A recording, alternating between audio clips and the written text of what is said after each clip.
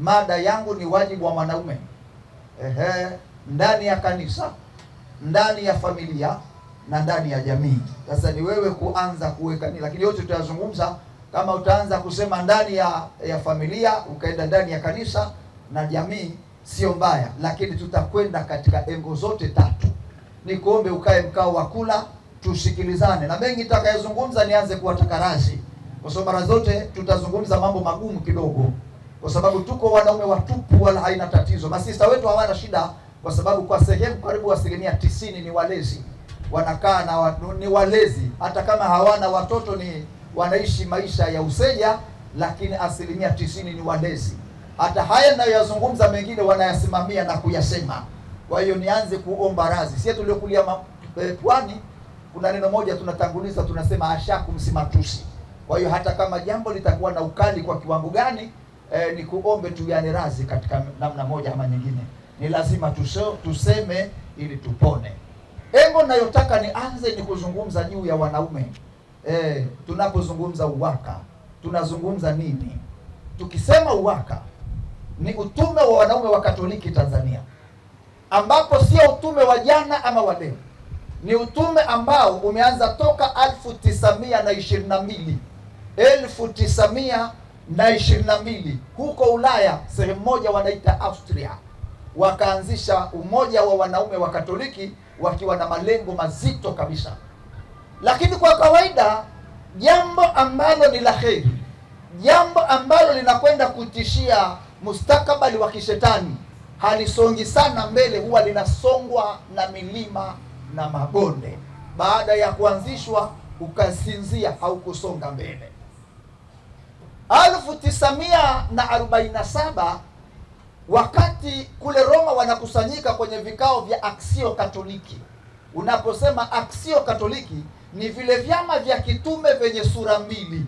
Sura ya kwanza ni ya kiimani na sura ya pili ni ya kijamii, kwamba mbali tunasali, lakini tuna wajibu wa kuisaidia jamii bila kujali dini zao. Vyama hivyo kwa ujumla wake vinaitwa Aksio Katoliki. Wakati wanajadili mwaka 1947, wakakumbuka kuna umoja wa wanaume ulioanzishwa, na wenyewe tuuzungumze. Wakajadili na mikakati yake, lakini ikakubalika kwamba baada ya kuona una mantiki na tija kubwa, ikaonekana watengeneze muongozo ama katiba itakayoongoza umoja huu. Ndipo 1948 ikatengenezwa katiba maalumu inayowasimamia wanaume ndani ya kanisa Katoliki, ikitaja na makao makuu ya wanaume wa Katoliki ni kule kule Vatican, Roma. Manake si utume wa masihara, ni utume ambao hata makao yake makuu uko jikoni. Na wakati wanatengeneza hiyo katiba yao, walikuwa hawaitwi uwaka kama tunavyoita hivi.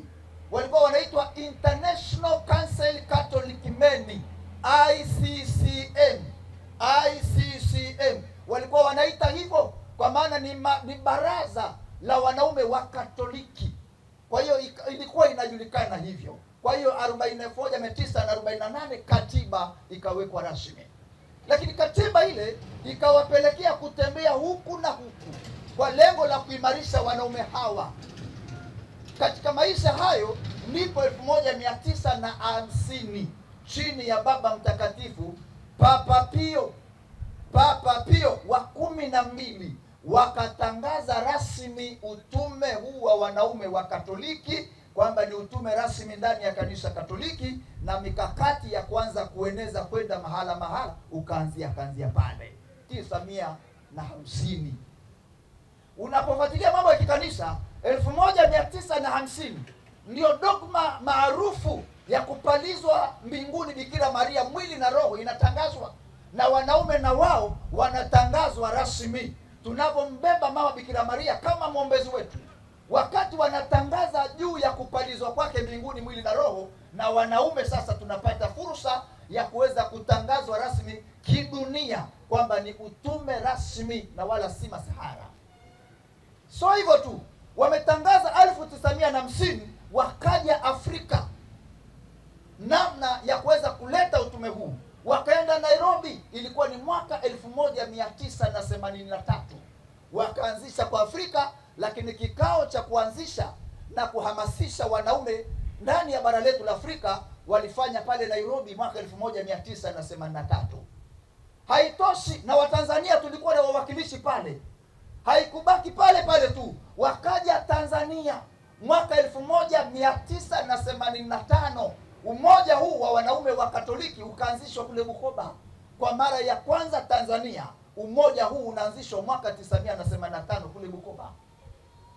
Lakini sio hivyo tu, kwa Dar es Salaam mwaka uliofuata 1986 ndipo Dar es Salaam na sisi tukaanzisha umoja wa wanaume wa Katoliki. Mchaka ukaanza kutokea pale. Wakati huo wa 1986 wakaenda kwenye majimbo takribani 15. Sasa ninapozungumza hapa, sio majimbo yote yanaelewa juu ya UWAKA ni nini. Ndio tunafanya jitihada za kutangaza utume huu. Sasa nani mwenye kufanya jitihada hizo? Ni wewe pamoja na mimi unaotoka Jimbo Kuu Katoliki la Dar es Salaam. Kwamba sio jambo la watu fulani, ni jambo la wanaume ndani ya Jimbo Kuu Katoliki la Dar es Salaam kujitambua, kuishi kiimani, kuishi katika malengo nitakayotaja muda mfupi ujao, ili kutangaza utume huu katika majimbo mengine. Unapoimarika hapa, maana yake unaimarisha na majimbo mengine. Namshukuru Mungu, nimetembea majimbo kadhaa. Baadhi ya majimbo yale ilikuwa na lengo la kuzindua umoja wa wanaume wa Katoliki. Sasa unakuwa unazungumza UWAKA, hawaelewi ni kitu gani, lakini baada ya mafafanuzi unakuja kugundua wanaelewa ni kitu gani. Kwa hiyo wanaohitajika hasa ni wewe mwanaume Mkatoliki wa Jimbo Kuu Katoliki la Dar es Salaam. Sio hivyo tu, maswali ambayo watu watajiuliza ni watu gani, ni kina nani wanaohusika na umoja huu? Ni kina nani wanaohusika na umoja huu? Ni wanaume wa Katoliki ambao katika umoja wameitwa, waliobatizwa kuitwa katika kutengeneza umoja, kukaa pamoja. Na ndio maana sasa wakati wanatangaza utume huu walibebwa na kauli mbiu inayoitwa kwa lugha ya Kilatini unum omnes. Ukiangalia zile uniform tulizovaa zimeandikwa unum omnes.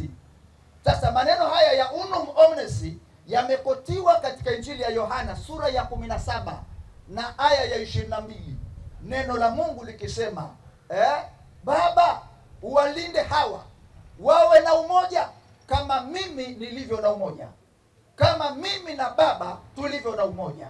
Sasa umoja huu ni upi? Tunamzungumza Mungu katika Utatu Mtakatifu, Baba, Mwana na Roho Mtakatifu. Ni utatu usiogawanyika. Yoyote katika hawa utakayemtaja, maana yake unamtaja Mungu mkamilifu. Na bahati nzuri, Dominika zinazofuata hapo mbele tutakwenda kusherehekea Utatu Mtakatifu. Katika umoja huu wa Baba, Mwana na Roho Mtakatifu ndio umoja ambao wanaume wa Katoliki tunaitwa kukaa kwa umoja wetu, kusaidiana. Kusaidiana kwa namna gani? Wewe ni mwanaume Mkatoliki, uko kwenye jumuiya, uko kwenye familia. Unapoona mwanaume mwenzako anakwenda nje ya utaratibu, ni wakati wa wewe kukaa naye, kusema naye, kumshauri, kumtia moyo arejee katika mstari, asonge mbele. Unapoona mwanaume mwenzako ndani ya familia, ndani ya jumuiya haendi vizuri, hebu jua sababu ni nini. Sababu ni kitu gani? Kutengeneza umoja huo. Mwanaume mwenzako anapoathirika katika masuala ya aina mbalimbali, ima ni ulevi, ima labda pengine uchumi wake umeyumba, ni wajibu wetu sisi kwa umoja wetu, kuanzia ngazi ya jumuiya, ngazi ya kanda, ngazi ya parokia, kumwangalia kwa jicho pevu. Katika kumwangalia huko kwa lengo la kumsaidia. Na wakati huo ninapozungumzia kusaidiana, sio kusaidiana fedha tu. Wakati mwingine kusaidiana hata kwa mawazo, kusaidiana kwa ushauri, apige hatua. Lakini sio hivyo tu, umoja huu unasadifiwa na uwajibikaji wetu sisi. Kwa vipi? Unaposhiriki katika makusanyiko mbalimbali ya kwenye jumuiya, mikusanyiko mbalimbali ya sala, kuna wanaume ambao wanapoangalia makusanyiko yale na wakaona makusanyiko haya wanaume wenzetu wapo, tena wenye hadhi kuliko chochote, wenye hadhi kuliko mimi, wanasema aha, kumbe hata kwenda kwenye jumuiya sio jambo la wanawake na watoto. Hapana, kwenda jumuiya ni jambo la wanaume wenzangu. Anatoka kwenye uvivu na yeye anajiunga na wenzake. Umoja huu uko hivyo. Kwa hiyo malengo ya umoja wa wanaume wa Katoliki ni pamoja na kutengeneza umoja huo. Jambo la pili ambalo linabeba wanaume wa Katoliki, jambo la pili ni kumtangaza Kristo. Kumtangaza Kristo katika maisha yetu ya familia. Kumtangaza Kristo katika maisha yetu ya familia. Kivipi? Hapa ndio maudhui kubwa na eneo kubwa nitakalobaki kwa sehemu kubwa. Kumtangaza Kristo katika maisha yetu ya familia. Familia yako wewe mwanaume iwe ni familia ya mfano itakayosababisha mwanaume mwenzako aifunze familia yake kupitia familia yako. Tunapoona mwenendo wako kama baba kwenye familia, tuseme naam, kwa baba huyu nalo la kujifunza katika eneo lake.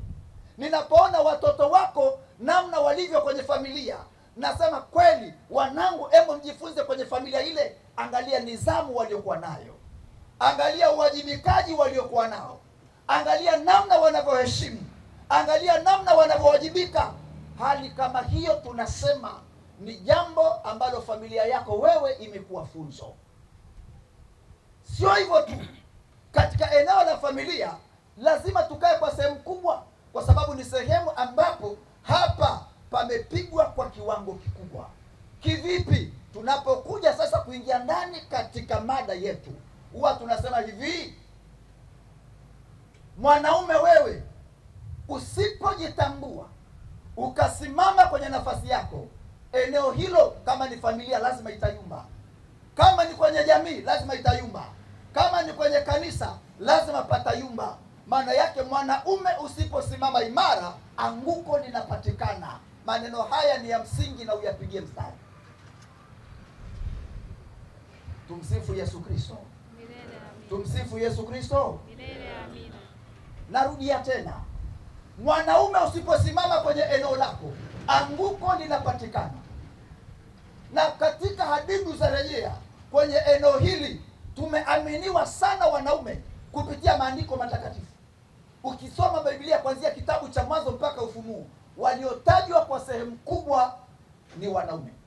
Haimaanishi wanawake hawana thamani, wana thamani. Lakini kwa nini wametaja wanaume? Ni kwa sababu wao ni viongozi. Kiongozi asiposimama kwenye nafasi yake, taasisi inayumba. Sio hivyo tu, kikanisa wanaume tumeaminiwa kwa kiwango kikubwa. Waazimishaji, makuhani wetu bado ni wanaume.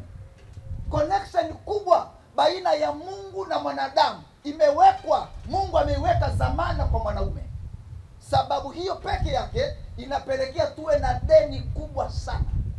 Na ndio maana ninarudia kusema, usipojitambua na kusimama kwenye eneo lako kama mwanaume, familia inayumba, jamii inayumba, kanisa halisongi mbele. Nisikilize vizuri kwa makini. Mwambie mwenzako sikiliza kwa makini hapa. Mguse bega lake kidogo, hata kama anasinzia, mwambie sikiliza kwa makini kwenye eneo hilo.